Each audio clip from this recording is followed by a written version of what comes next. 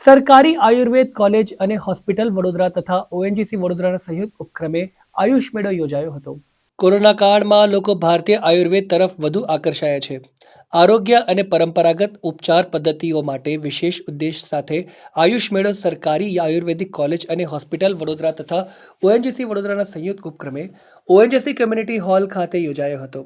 આ મહત્વપૂર્ણ આરોગ્ય મેળાના ઉદ્દેશ્ય આયુર્વેદ, યોગ, હોમિયોપેથ, યુનાની અને સિદ્ધા જેવી પ્રાચીન ઉપચાર પદ્ધતિઓ વિશે જનજાગૃતિ ફેલાવવાનો હતો।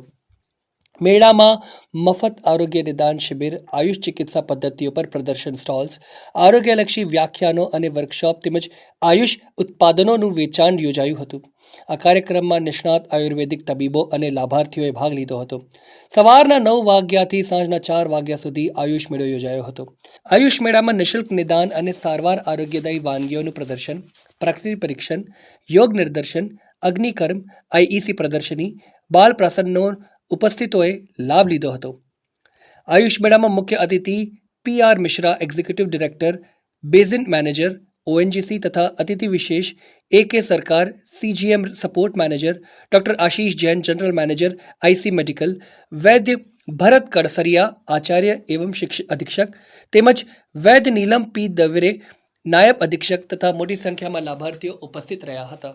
આજે નિયામક શ્રી આયુષની કચેરી, આરોગ્યની પરિવાર કલ્યાણ વિભાગ તેમજ સરકારી આયુર્વેદ હોસ્પિટલ અને કોલેજ વડોદરા અને ઓએનજીસી ખાતે આયુષ મેળાનું આયોજન કરવામાં આવેલ છે। તો આયુષ મેળા એટલે શું છે કે એમાં આપણે ગુજરાત સરકાર દ્વારા એક આયુર્વેદના પ્રચાર પ્રસાર માટે આ એક માધ્યમ અપનાવવામાં આવ્યું છે। આયુષ મેળામાં શું હોય છે કે એમાં નિદાન અને સારવાર એ તો એક એનો ભાગ છે, પણ એની સાથે સાથે લોકોને જે આયુર્વેદ શું છે એના વિશે ખબર પડે એના માટે અલગ અલગ પ્રકારના વાનગીઓનું પ્રદર્શન, ઇવન મતલબ ઔષધીય ગુણધર્મ શું છે એ બતાવવા માટે અલગ અલગ વાનગીઓનું પ્રદર્શન રાખવામાં આવેલ છે।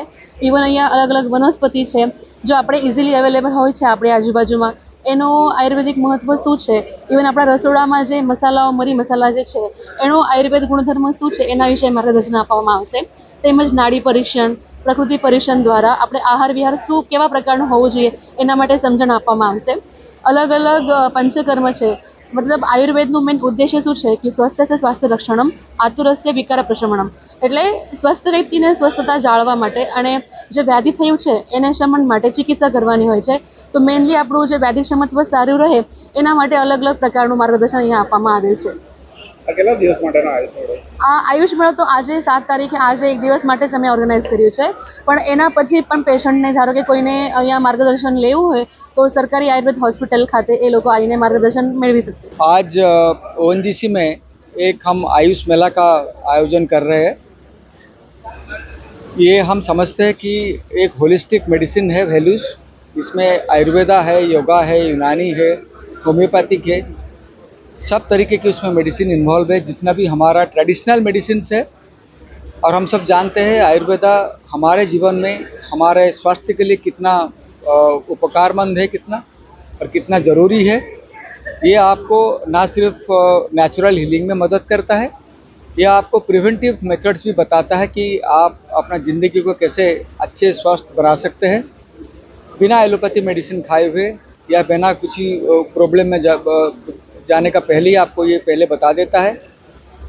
और आज एक खुशी की खबर है कि जो गवर्नमेंट आयुर्वेदिक कॉलेज हमारा यहाँ पे पानी गेट में है, उनके सारे डॉक्टर्स, सारे उनके पीजी स्टूडेंट्स और सारे यूजी स्टूडेंट्स यहाँ आके ओएनजीसी के हमारे जितना भी एम्प्लॉयज़ है, हमारे जितना सेकेंडरी वर्कफोर्स है, उनका फैमिली मेम्बर्स है, सबको वो लोग फ्री कंसल्टेंसी देंगे और सारे प्लांट्स और जो मेडिसिनल वैल्यूज़ है, जितना भी चीज़ है उसका बारे में बताएंगे, जो रेसिपीज़ है, क्योंकि जीवन में आपको एक स्वास्थ्यवर जीवन मेंटेन करने के लिए ये सब का बहुत ज़रूरत पड़ता है।